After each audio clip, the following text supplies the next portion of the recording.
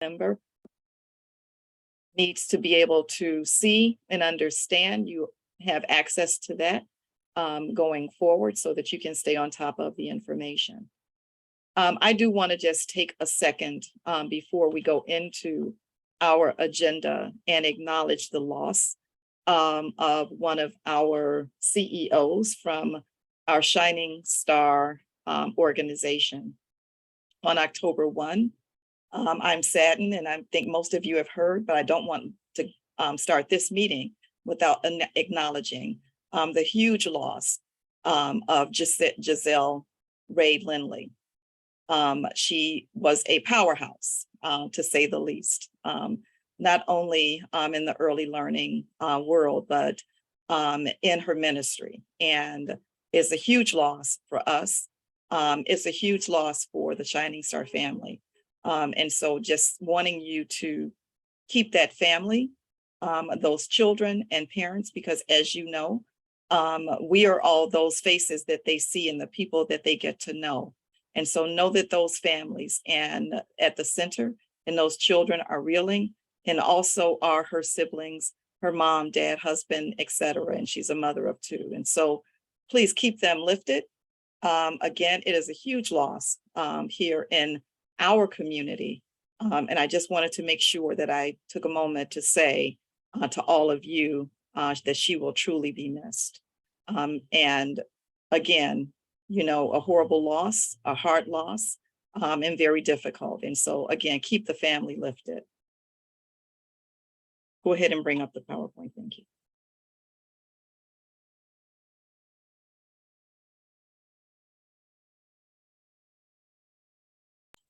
And you can move forward in the slides. Thank you. All right, so I've got a few things on my slide that I'm going to go over. I'm going to stop midpoint because there is something that I do want to be able to show. But I do want to just acknowledge that our Head Start, Early Head Start CCP, and Early Head Start expansion grant applications that were due September 1 were submitted on time. And as always, there are corrections or additional information that the regional office is requesting. And so we're in the process of making sure that we're able to get back to them all of the information. And just want to say to all of you, if my staff are reaching out to you for anything, if we're waiting on anything, until we can complete that, we can't get our applications approved, which means we can't get a notice of award, which means we can't get our grants out to you. And so if there's anything that's outstanding, I'd just ask that you work with my team if they're asking for anything. But also I want to just take a moment and say thank you to all of you for all of your submissions and all of your documents that you have submitted as we're working to get through that process. Again, the next year for our Head Start or our federal grants begins December 1 of 2022 into November 30th of 2023. And we do want our notice of awards in our hand as early as possible so that we can get them through the granting process here at the city. So that's an update on that. You've received your award letters for CARES, ARP, and CRSA. And I know that many of you are working with our teams and asking questions about some of the things that you want to use those dollars for. I'm having the staff generate emails to me for anything that's being asked for that wasn't in the original document that went out. We are making a couple of amendments to the document, again, the scope, to make sure that we're all on the same page. But again, wanting to make sure that all of you are beginning to voucher and using those dollars, getting your documentation in first, getting all of your documentation in so that we can finalize everything. But at the end of the day, what we want to do is make sure that we're all on the same page for what is eligible. Even though there may be a PI that has 15 or 16 different things listed on there, because of the way we fund agencies, we're not always able to use all of those within our contracting system. And so you'll find sometimes that there may be 1 or 2 that's left off for that reason. Just want to make sure that we're moving forward with those and that we're expending those dollars because there is a deadline date for those funding streams as well. And we are going to be making sure that we get through the process and that we're using all of those dollars. And you heard my voice, we're trying to use all of those dollars. We don't want to lose any access to them, and we don't want to lose and leave money on the table. So we'll be working to see where we are, and then talking again about some of the other things that we need to be doing to make sure all of those dollars are being used here in the city of Chicago. Enrollment, just want to take a moment. I know that we have some, and I'm just going to say this, we're flying a plane while building it when it comes to our CARES system. And so we're building out sections of it and then generating trainings and getting people into the system so that you can do your work on your side. But what that means is everything is not 100%. And I want to acknowledge that and say that out loud. I'm working with my team, with the vendor and everyone as quickly as we possibly can to get all of this information into the system so you're able to do your job on your side. What we have found is there's some agencies who have not gone into the system and obtained their credentials, which means they're not accessing the system. COPA is shut down on the end of data. That's no longer our data system of record. We've moved forward and we're into CSD CARES. And so anyone who has not gone into the system and ensured that they have their credentials, they're not able to do their enrollment. You're also not able to go in and add your funding streams to your children. You're not going to be able to do attendance. I can go on down the list of all the things you won't be able to do. And so it is critical that everyone in the sound of my voice, if you have not had staff go through the process, I am requiring you to do that today. It is mandatory, or you will not be able to be in the system of record. I just want to follow up with that statement that if you're not in there, if you don't show that you have enrollment, then I'm going to be hard pressed to make decisions about what happens with those slots, because we have to have a management system that allows us to have our enrollment, our funding, our attendance, and all of those things as we always have. And that has not changed. So I really do need everyone to be in that system. One last thing, and then I'm going to stop and come back to the last two bullet points. The application system. The application system allows parents to go in and select birth to 5 programs, prenatal, doula, and 3 to 5 programs. In order for that system to generate an ID, or for you to get an ID for your children, you do have to generate that application. We did ensure that on your side, as an organization, that your staff are able to go into that system and work with a parent and make sure that that application is done. That application is connected directly to the system that generates student IDs. So we need to make sure that every child is in that system in order for this work to be done. If there are questions about that, you can put your questions in the chat box, but make sure that your staff are generating applications in order to make sure that we're getting those student IDs so that we can move through with all the records that we have to have for our children that you're serving. Again, if you've got questions, put those in the chat. I'm going to stop for a moment, because before I get deep into the other ones that are on here, Mara, I'm going to ask you to go ahead, or Martise, whomever is bringing it up for me, so we can start the video. Bring it up, and I'm just going to say that is a video that is about African-American boys in early education and our responsibility for working for those children. And so I'm just going to stop for a second, and I just want you to sit back and enjoy the video. Go ahead and start it. Can you do it on full screen?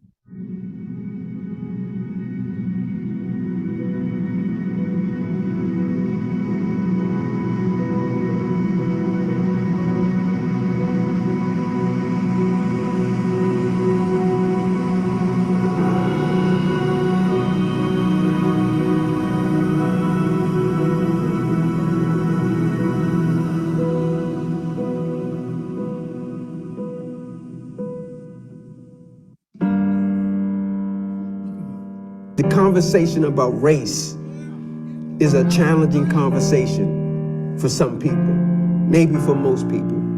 It's a dance. It requires individuals who are able to recognize that the end goal here is to ensure that all of our children are developing and growing. Having been a teacher, I knew that there were things that I did in the classroom that were not best practices. I felt that this was a way to redeem myself if I could help other teachers to not make those same mistakes.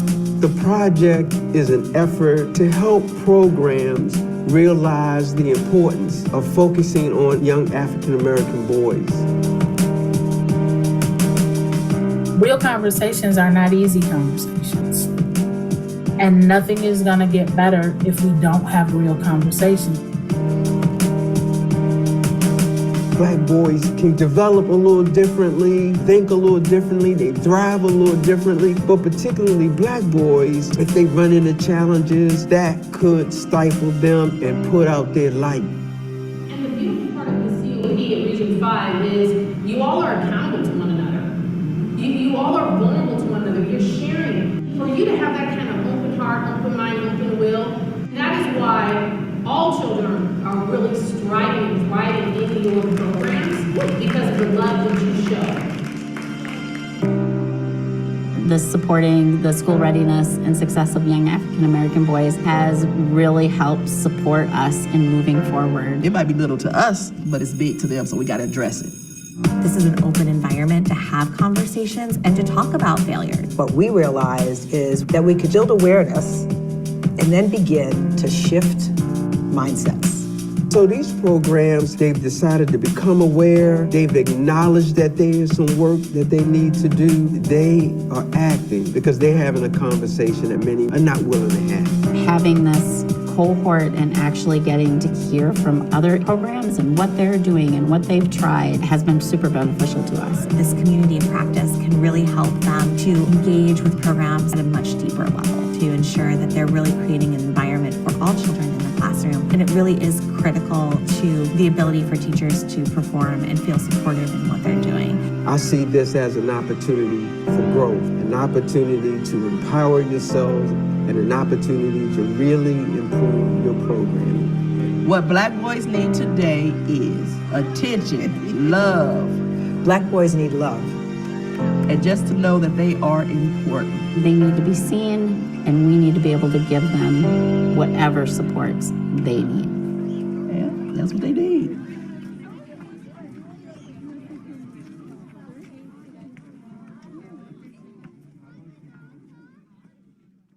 Thank you. All righty. Wanted to share that with you and also to thank Trinity United Church of Christ as you were looking at the video. The child scenes or the children in early learning programs was done at our Trinity United site on the south side of Chicago. Received an email and a request from Office of Head Start asking if we would be willing to work with one of our centers to have them come in to do this portion of this video. I immediately said, yes. There's some things that I go, maybe not. On this one, I said yes immediately. And I did it for two reasons. One, because of the great work that I know you guys are already doing out there in community every day. But because of what we're also going through in Chicago, other states as well, but I'm sitting rested in here in the city of Chicago. We see what's happening to Black men in Chicago every day.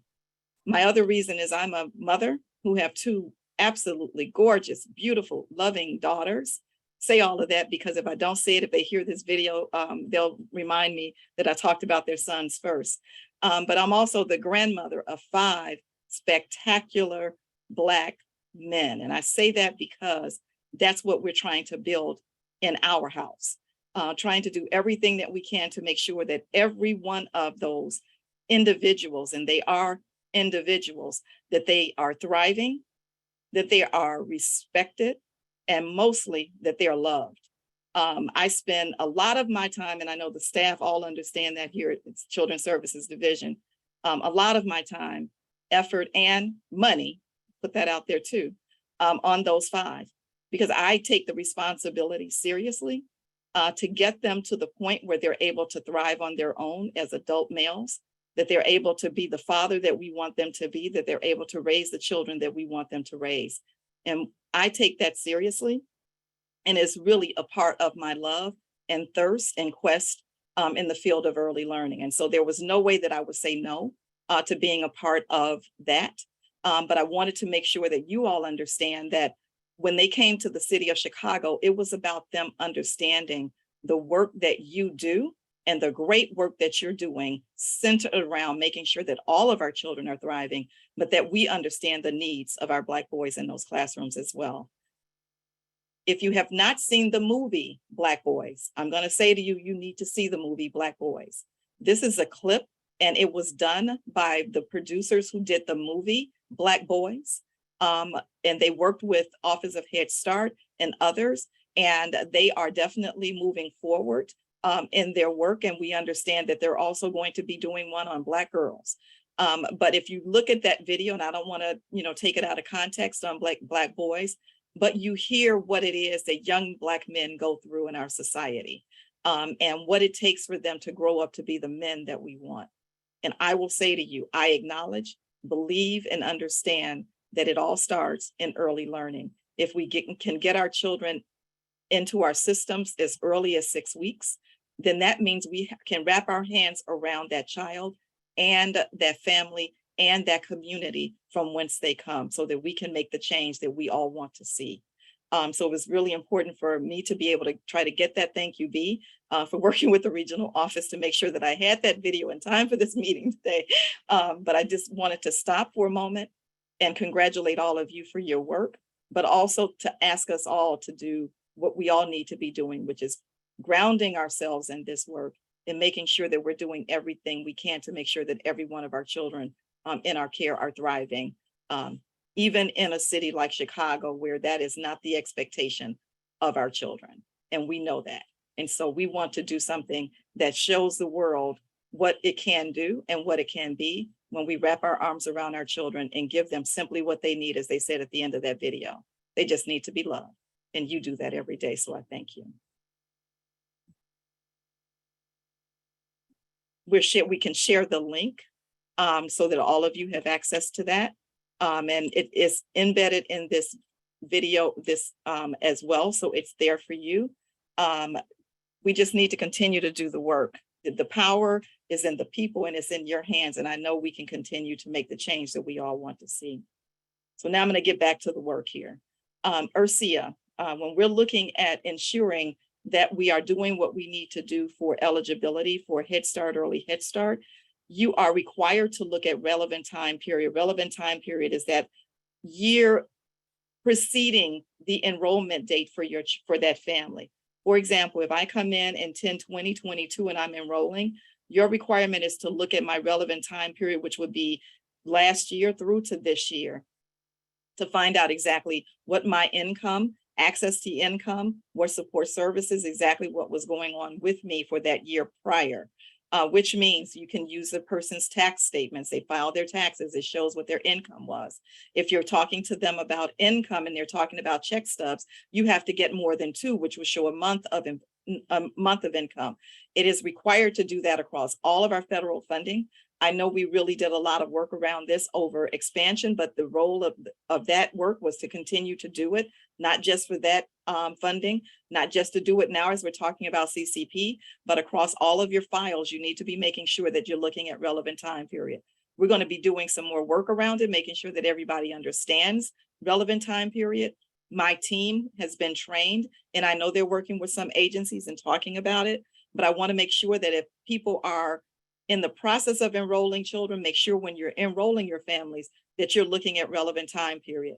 As I said to individuals when we were doing our expansion review, one of the things that we were very, very lucky, for example, in 2018, because this rule has been on the book since 2017, mind you. When we did our review in April of 2018, it could have been an issue for all of us in the city of Chicago across our funding because we were not looking at relevant time period. All reviewers have been told that when they're looking at eligibility files, that they're looking for relevant time period documentation, and that we have definitely done our due diligence in our work, which could be a parent who says, I've had no income, but the income has to say, I've had no income over that year, not just I don't have any income today. And so those are the kinds of things that we need to do the detail of and make sure that we're able to acknowledge and see over time what's been happening with that family. And one of the things I want to say to you in Head Start, for example, that's what we're supposed to do anyway. When we're enrolling families, we're supposed to know how that family has been doing in order for us to plot the path for what it is we're going to be doing to help that family going forward. So it really isn't a shift in mindset, it is a shift in documentation. And so we just want to make sure that everything is documented in the files. And so again, we're going to be doing a lot more work. The teams I know are reviewing files and are finding some places where they're asking for additional documentation. They're doing their due diligence, and we're going to continue to do our due diligence around URSEA and relevant time period. And again, we will be doing more work around it and sending out more information, but I have to say that because I know I've seen some of the reports that have come back where people are saying, well, this isn't how we do it.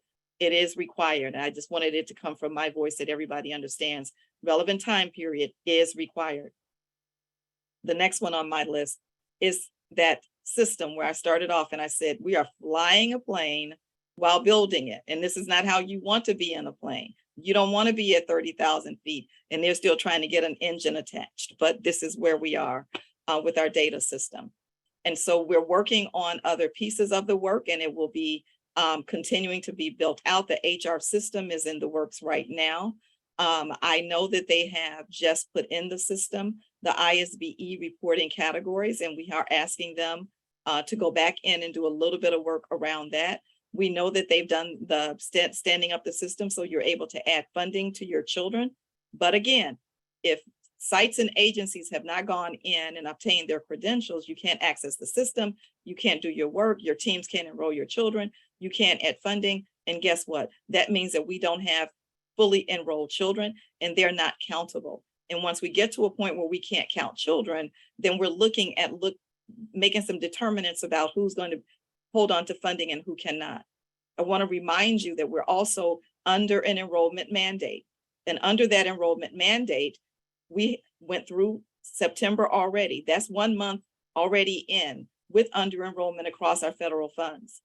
We're in October. In 10 days, we're going to be ending October. Numbers are looking better, and I thank everyone for what we're getting and what we're gaining, but we're still not there yet across all of our funding streams. And I know that what I'm looking at when I'm looking at data seems like we're really struggling with 0 to 3, and we're going to be talking a little bit more and trying to find out. I do have some information for many of you through the survey that went out, trying to figure out what some of your challenges are, but we need to be thinking outside the box and trying to think about other ways that we can enroll families. One thing that you received or agencies received from me was an email regarding SNAP. SNAP is categorically eligible, meaning if I'm a family and I have SNAP, I am eligible for Head Start. What you don't have to do once you acknowledge that I have SNAP, you don't have to do the check for income. You don't have to look at income. My income may be over 100% of federal poverty, but because I am a SNAP recipient, I am categorically eligible. And so wanting to make sure that we're using everything we can in our toolbox to get families enrolled. Homeless families are categorically eligible. And so just please, everyone, make sure that you're doing everything that you can to identify families, using the tools in your toolbox that allow you to enroll families so that you can get them enrolled in your programs. We're going to continue to keep our eye on our enrollment. We're going to continue to come out and work with you. We're going to continue to talk to you and talk about what is needed for that. And so again, just making sure that everybody understands, yes, we understand and acknowledge it is a work in progress, but as this pieces of the system come up and the training is done, we are employing you to begin to use that side of it to make sure you're getting everything updated. Devonna, I see your chat message. Upcoming meeting to discuss PI home visiting with data needed documentation. We are working right now. I've got my team working on clinics where they're working with agencies to help them get into the system. We're also working with our vendor to make sure that you have what you need in the system, but we're also working with agencies to make sure that you understand how to use what has been stood up in the system so that you can begin to use CARES as well. I know that a part of my team this morning are at Coleman School because they've given us the opportunity to use one of their labs, and we've got some individuals over there working in clinics. What we're asking when we're doing the clinics, the one at Coleman allows you to come in because they've got computers there that agencies can sign on to. If we have a lab here that we're going to be using, we also may be using another facility. And at that one, we will be asking people to bring their laptops so that they can sign on. But we're going to continue to support and do everything we can to make sure that everybody is able to use the system fully. And that includes our home visiting doula as well programs. We know that was not what was happening in COPA, and we're going to get beyond that this time in this system to allow you to fully use the system. And so I'm not going to keep talking. I have had my voice being heard for the first half hour of this meeting. So I'm going to stop, and I'm going to let some of my other staff chime in. As always, I'm going to be minding the chat box and doing everything I can to respond to any questions that come up as we move forward. So next slide and next unit. Thank you. Good morning, everyone. For program admin update. So the CPPC elections will be on November 15th. We will be sending the links over to delegates to register. And also the delegate agency parent and policy committees were supposed to be established on October 3rd. So that's past due at this point. If you haven't submitted your letter of certification, please send it in as soon as possible. You can send it over to salesplanning@cityofchicago.org and to your monitoring team supervisor. I do want to talk a little bit about CPPC. This is a leadership policy making opportunity role for your families. So it's very important for us to be educating them about this opportunity. We have to let them know that their voice matters in the decisions of how the program is run and the experience that their children receive in the classroom, as well as the type of collaboration that they can have with community partnerships. So again, I'm going to encourage you all to please educate your families around what CPPC is and the importance of in participating. And that will be all for program admin updates.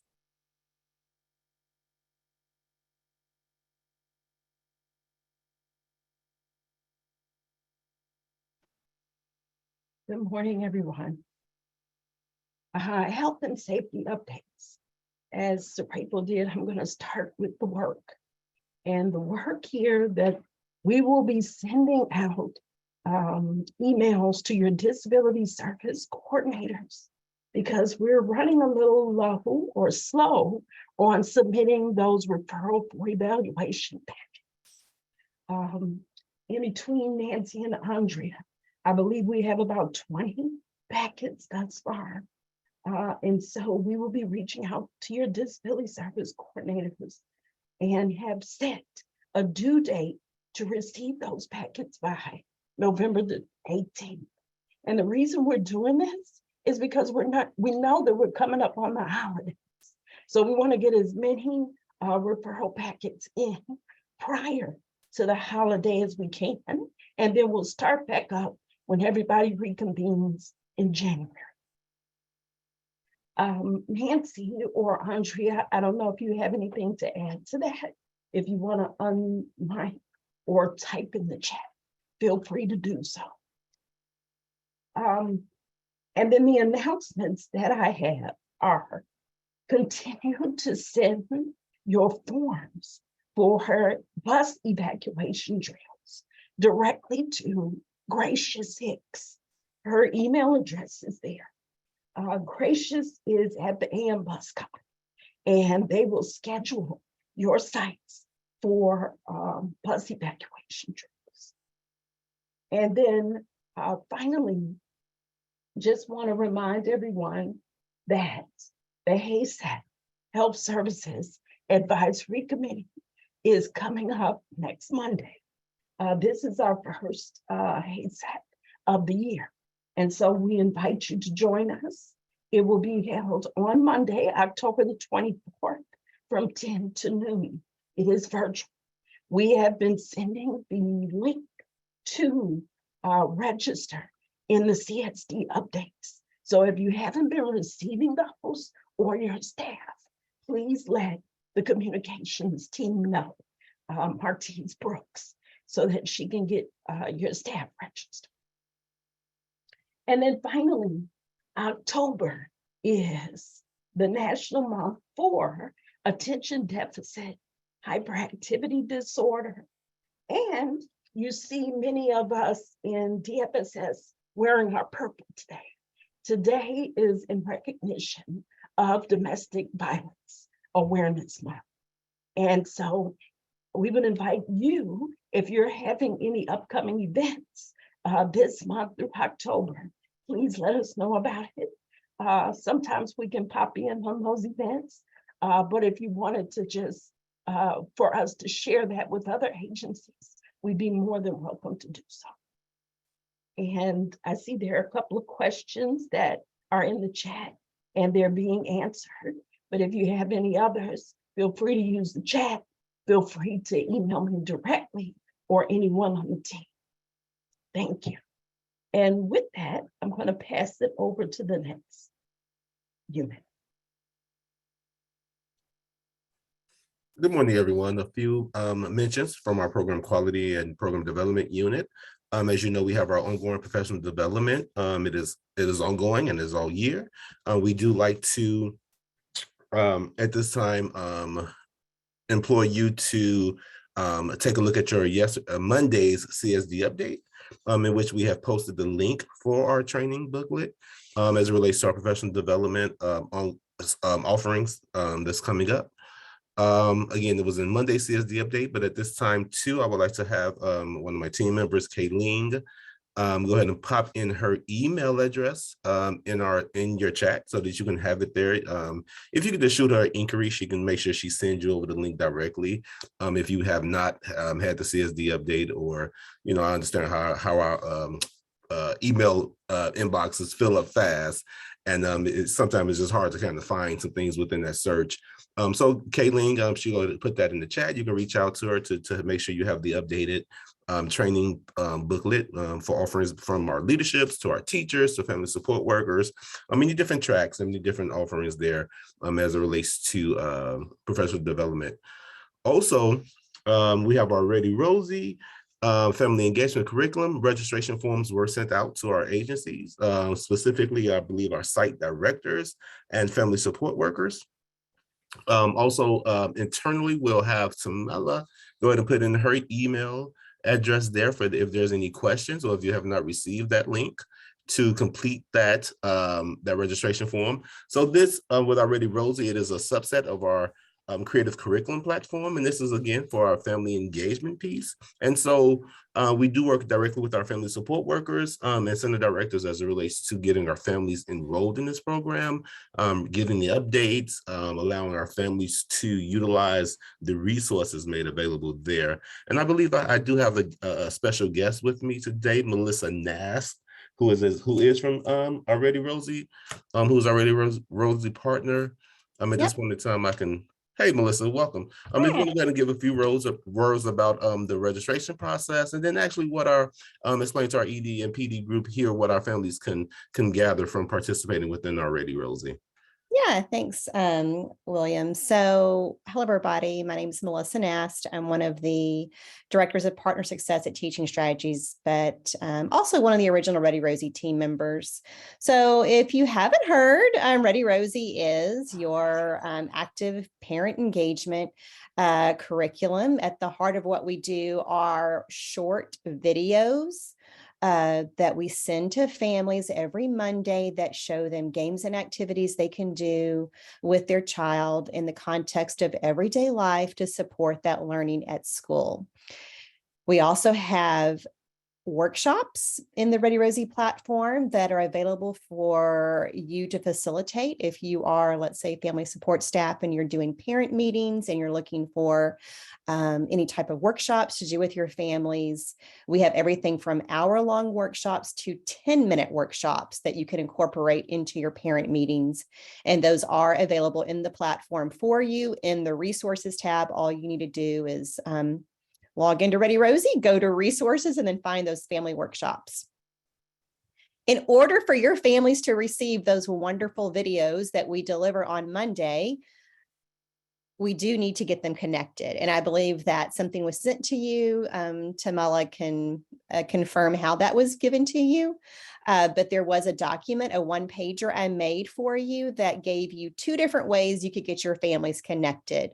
One would be the traditional invitation method to invite your families. And the second was if you wanted to do a bulk upload of your families, you could fill out a form and send that over to me, and then I can upload your families for you. So those are your 2 options. Once that process is done, those invitations will go to your families and they will accept the invitation. And once they do that, they start receiving those Monday videos automatically. There's nothing else that you technically need to do. It's really the first step is we just need to get those families in there into Ready Rosie so they can receive those videos. There are about 3 or 4 programs that have already taken care of getting those families connected to Ready Rosie. So shout out to you. You know who you are. Thank you for doing that. But obviously we'd love to see that increase. And so I'm sure Tamela or William could speak to how that form was given to you, but would love for you to get those families connected. And Lucy just asked, do family support workers have need to have gold access in order to have Ready Rosie? No, that's a great question, Lucy. And no, you don't have to have gold access in order to have Ready Rosie. One of those on that form that that one pager that I provided to Tamela. No, I'm in another. It does have, if you don't have access or if your family support staff does not have access to Ready Rosie, I've given you my personal email and I can help them get access. Thank you, Melissa. And yes, I did include that one page on Ready Rosie in our Monday's CSD update. Again, so all that information did go out in Monday's CSD update. Great. And again, my email's in that form. Yep. So feel free to reach out directly to me if you or someone, your family engagement staff, your family support staff cannot get into Ready Rosie for whatever reason. Happy to help. I included my email on that form as well. Awesome. Thank you, Melissa. We truly appreciate you joining us today. Thank you. To give a little bit about Ready Rosie. Not receiving. Okay, that's noted, Ms. Beverly Eccles. We'll make sure we add you to that list for the CSD updates. And again, I did put Tamela's email in Tamela did place her email address in the chat if it's related to anything around Ready Rosie or anything we've mentioned today. But also, please reach out again if you just want the overall CSD update. There's prevalent information in there. It is how we communicate twice a week. It's a Monday and the Wednesdays edition. So it's very important that we make sure that all of our stakeholders receive that communication. So thank you, Beverly. It is noted. Also, we do have our DFSS in-service coming up next month, November 15th through the 17th. I'm just mentioning it here to make sure that you are aware of more information to come out about this 3-day in-service piece, is short chunks of time throughout the day from 10 to 3, in which we'll have a few tracks for our leadership team.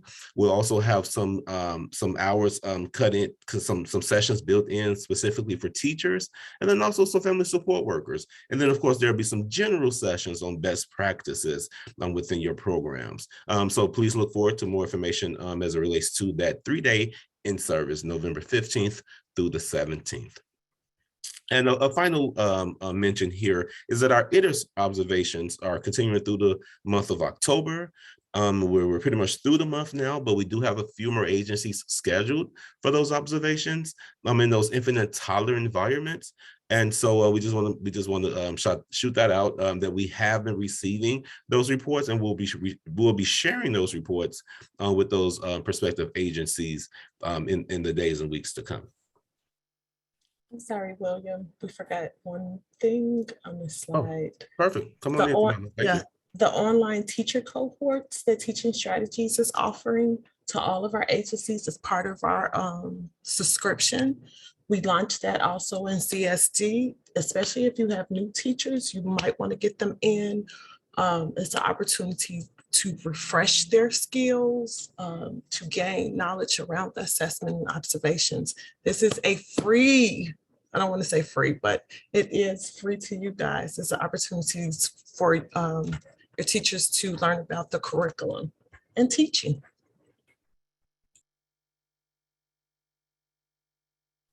Thank you, Tamela. That is a great update. I appreciate that. We'll go ahead and hand it over to our finance team for their updates as well. Thank you.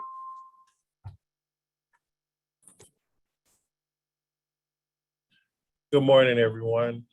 Hold on, I'm cutting my camera. Oh, here we go. Good morning, everyone. Going over the finance updates. Current expenditure rates for Head Start is about 58%. Early Head Start about 46%. Early Head Start Child Care Partnership around 48%. Early Head Start expansion around 46%. We need these numbers to kind of be a little bit higher than that. So I'll get into that part in another slide. Could you go to the next slide, please? ECBG at 3% and CCAP at 10%. Next slide.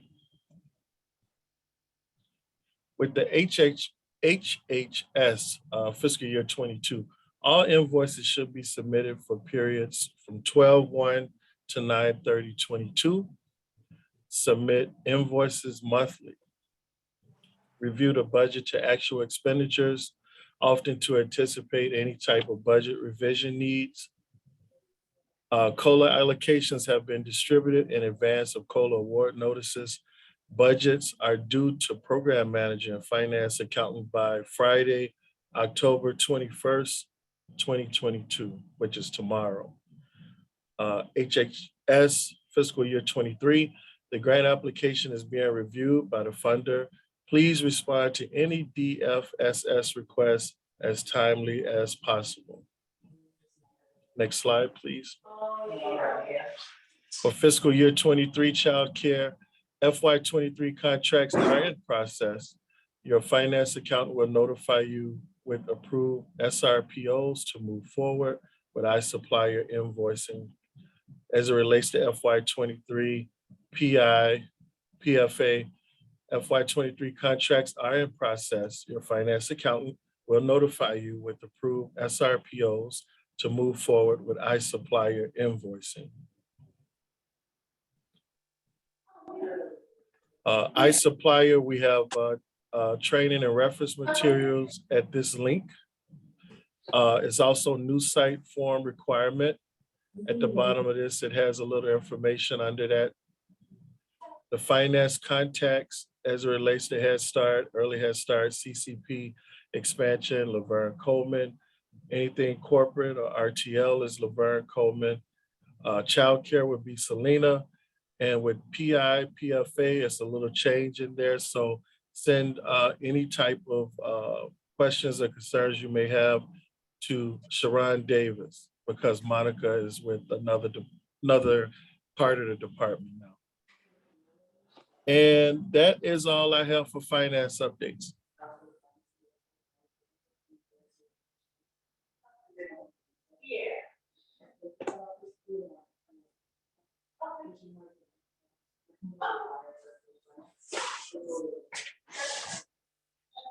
So as this slide said, don't forget to ensure that you're enrolling in trainings and checking your CSD updates, because we put all of the information in there. And as we talked about before, we do have the digital hub. If people still need access to that, you need to let us know. But in the digital hub, you have access to the previous webinars. There's FAQs and information there, and that is still going to be accessible throughout this process, as we're still, as I say again, building this plane. We have come through 15,000 feet. So we're about 30,000 feet. We're not cruising just yet, because we're still working on that plane, but it's still a work in progress. And, you know, I would like to apologize to all of you because I know this is a lot on your side. And I say that all the time to the vendor, is they don't understand how much you do on your side of the work. Can everyone please mute for me, please? They don't understand just how much work you do and how often and how much you're in this data system, and how many people need to have their hands in this data system every day. And so we're constantly reminding them of that. And we're trying to do everything that we can. One of the things that we did do, and that's why Craig and team are trying to do some face-to-face, because we understand some of the trainings, people were still leaving with questions. And so we're trying to gauge ourselves and see how we can continue to support you through this. Because CSD Cares is our system of record. We've moved away from COPA, except, and I will say the except piece. I do know that for our CCAP program, they're still using that side of that system, and they're going to continue to do that as we build that out in CARES as well. But for your day-to-day PFA, PI, Head Start, Early Head Start, and the other federal funds, you have moved into CSD Cares, and I need everyone to be in that system. You need to have your credentials. You need to have your staff accessing the system so that they can do their daily work. We're going to continue on our side of doing our work. I've had to have some not so smiley meetings with our vendor, trying to get some things moved a little bit faster, but that's my job on this side. What your job is on the other side is to get your staff in that system, get their hands in it, so that you can make sure that your children are enrolled and all the work that you need to do can be done on your side. I am not going to leave this without reminding you that we do have another FA2 coming up, and that is for our Early Head Start Child Care Partnership Program. And we are going to commence again with those meetings where we're going to be working with you and walking you through all of that. We've made it through our application process. DFSS made it through its budget hearing. And so we're now back on track to get those meetings started again. I promised some of you, because when I split the teams, my leadership team with the number of agencies that we fund for CCP, I took on a couple of those myself, and I've already communicated to a couple of people. I will be coming out to do my own site visits. So I'll be getting my feet in the door of your site so that I can see for myself how wonderful your programs are going. But it will be an opportunity for you as well to ask me any questions that you have. And so we are going to start our visits. We're going to be putting our feet in your doors. We're going to be meeting with you, talking with you, and working our way through this process, prepping ourselves for the FA2. I will say that there is a new FA2 document that's out there. We're going to make sure that everybody gets the updated fiscal year 2023 FA2 documentation. So we're going to be sending out emails with that attached, and some other things. And so for those of you who are not CCP, you're not going to get all of the information in those meetings, but you're going to be getting additional information so you can continue your work for Head Start, Early Head Start as well. So we're going to continue our work on our side. I ask that you continue your work on your side. And again, I understand just how busy you are trying to enroll. And I also understand just how hard you're working to keep the staff that you have, and also to find other qualified staff for your programs. We understand those are some of the issues on your side of this work. I want to remind everyone before ending this that I want you to use every tool in your tool chest, which includes making sure that you're looking at all of the opportunities for enrolling families. Again, SNAP categorically eligible for Head Start, Early Head Start federal funding. Also, making sure that you understand that when you are looking at your families, homeless families and others, just making sure that you're getting families in your programs. We're going to be launching a new marketing campaign very soon. So you're going to see some new stuff coming out. Again, encouraging families to continue to enroll in early education sites. And so we're going to continue our work. And I ask that you continue yours. Margaret, I see your hand up, so I'm going to stop and let you chime in. Good morning. Thank you, Sarito, so much. And thank you, everyone. Good morning. Sarito, I just want to thank you so much for giving me this opportunity. I wanted to share with the audience today about a little bit about CCAP and some good information that has come down from IDHS regarding child care, your CCAP funding. I currently have about 22 of our delegate agencies who have a CCAP contract, and so that you have multiple funding, so we're just one of them. I want to make sure that you are aware of, because we had a Q&A session on Friday, September 30th, where I shared this information, but I'm not sure how many people was everybody present to get this information. What IDHS shared was that with the influx of immigrant families that are coming here to Chicago, they wanted to make sure that we were able to service these families who have very young children. So what they informed us is that if you have a CCAP contract with DFSS and you are interested in providing childcare services for these families, these very vulnerable families, that you can do so. You can enroll these families into your program. You can enroll them under the category of CCAP protective services. This particular policy is like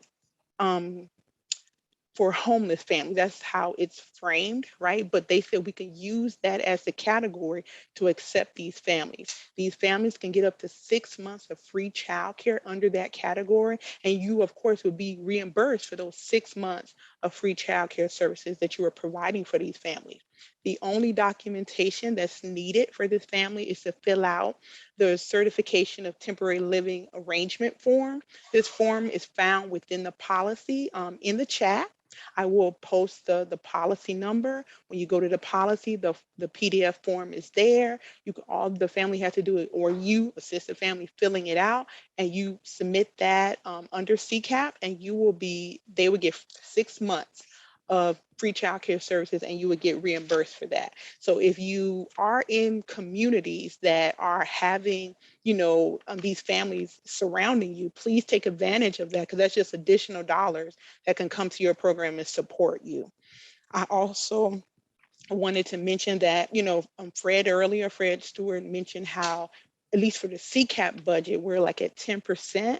That is another way to increase the expenditure, right? Not only that, I want to remind you, remember, the state is allowing us that if you have families that are not working, not in school, you can accept those families too.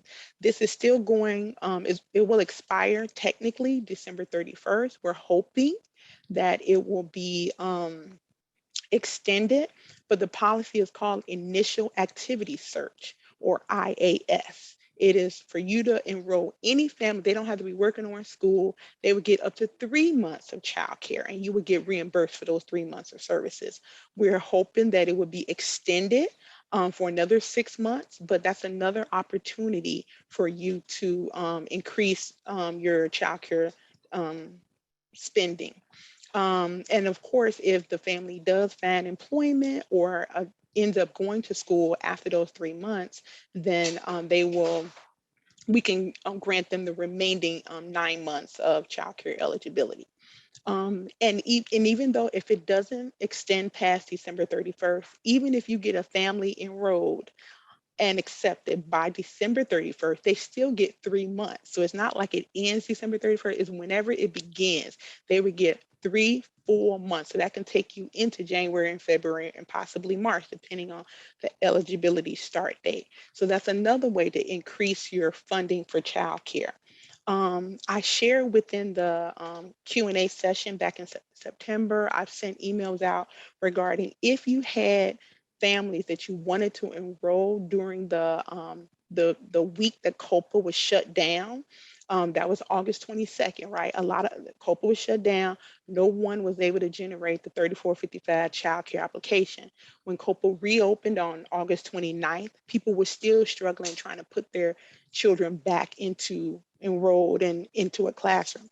Excuse me. So you were struggling to generate the 3455. At the end of the day, I shared then, and I want to remind you guys, if you had any families that you were trying to enroll during that week that COPA was closed, and the following week, if you had issues, we are honoring those weeks. So if this is a new application, if this is a re-D, we will backdate. We will go back and allow that family's eligibility to start the last week of August. But we just need to know that that was something you were experiencing. So therefore, we can go ahead and grant you the month of August. So you can now you can spend money, childcare dollars in August, as well as September and so forth. So we just need to know that you had that issue.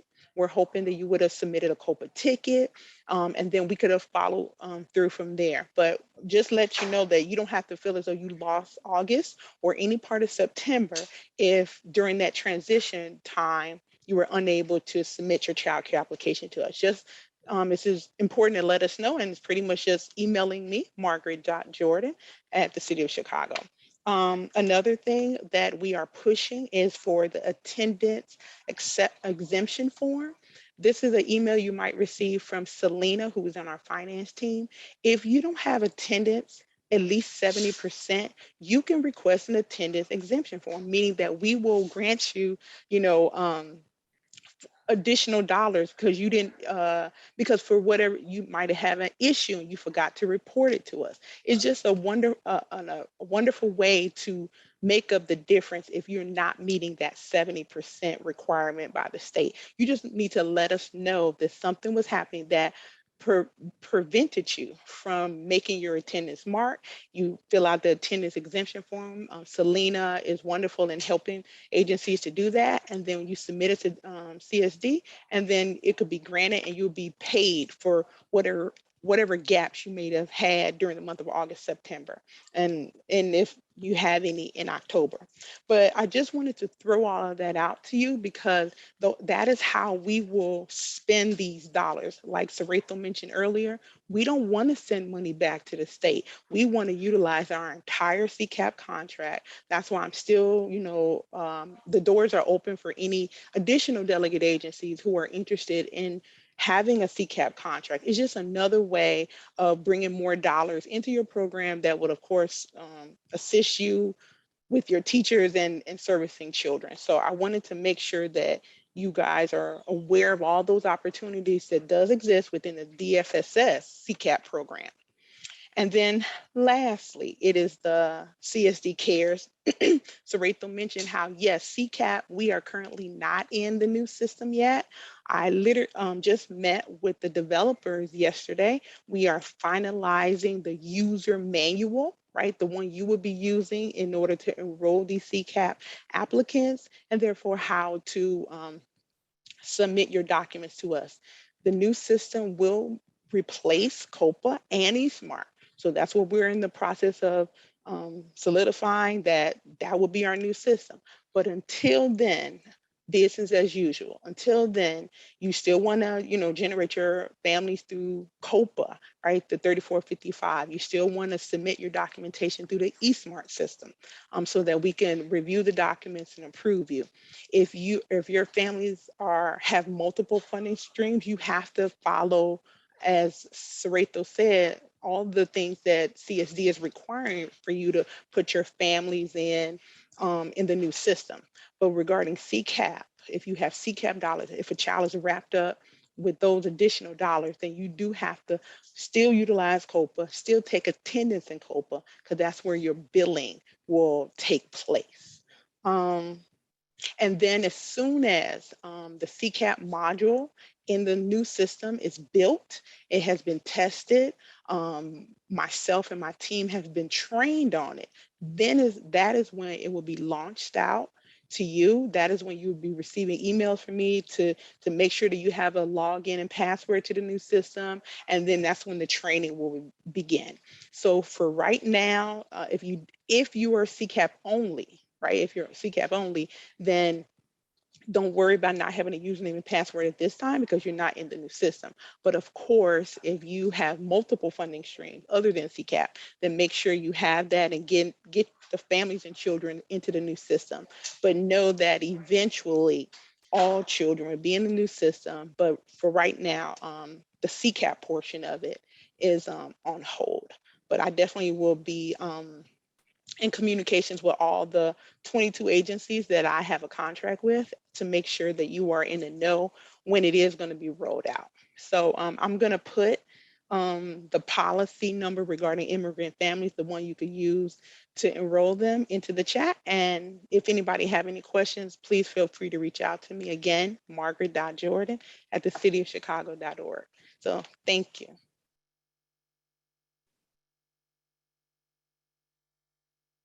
It's Margaret. Yes.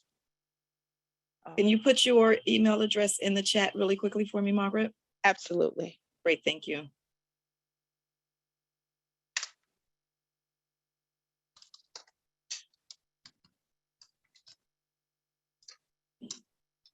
there's a question, is there a list of childcare centers that accept the attendance exemption form? Okay, is there a childcare? I'm sorry, Sarita, do you mind repeating the question? It's in the chat. Is there a list of childcare centers that accept the attendance exemption form? Okay, at all 22 of the delegate agencies that have a CCAP contract are eligible to fill out this attendance exemption form. If you need the form, let me know. I'm in the process of putting my email in the chat. But yes, all 22, everybody that we have a CCAP contract with is eligible to complete an attendance exemption form to, mitigate any gaps in your funding because of attendance issue due to whatever reason your agency was closed and couldn't meet that mark. So yes, absolutely. If you need one, if you need the form, just email me. B, there's a question in the chat. Is there a deadline for when the bus evacuation drills need to be completed? After completion, who's the contact?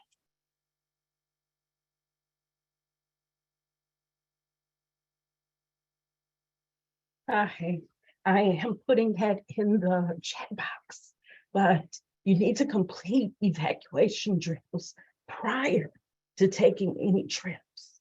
So again, I'm going to put the information in the chat. Thanks, B.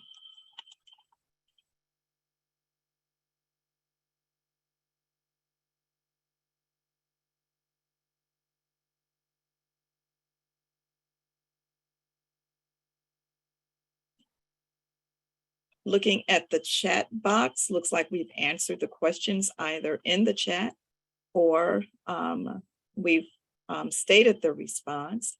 I want to take a moment again and thank everyone for your full participation and attention to all of our EDPDs and this one as well.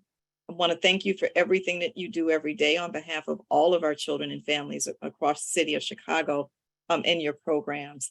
As always, I ask you to take care of yourselves. Like they say, like I mentioned, we're flying a plane here. So make sure that you put your oxygen mask on because you can't help anybody if you don't have yours on first. Take care of yourself. Stay safe and be well, everyone. And as I mentioned at the beginning of the talk, just hold up Shining Star, the families, the staff, her family, as we did suffer a great loss when we lost Giselle Ray Lindley very recently on October 1st. And so again, I thank everyone. The link for the video is in the chat. There's other information. As always, this is recorded. You will have access to this as always on our YouTube site. I thank you. I thank you. I thank you for everything that you do every day. Enjoy the rest of your day. Enjoy your Friday. And then have a great weekend and we will talk soon. So thanks everyone.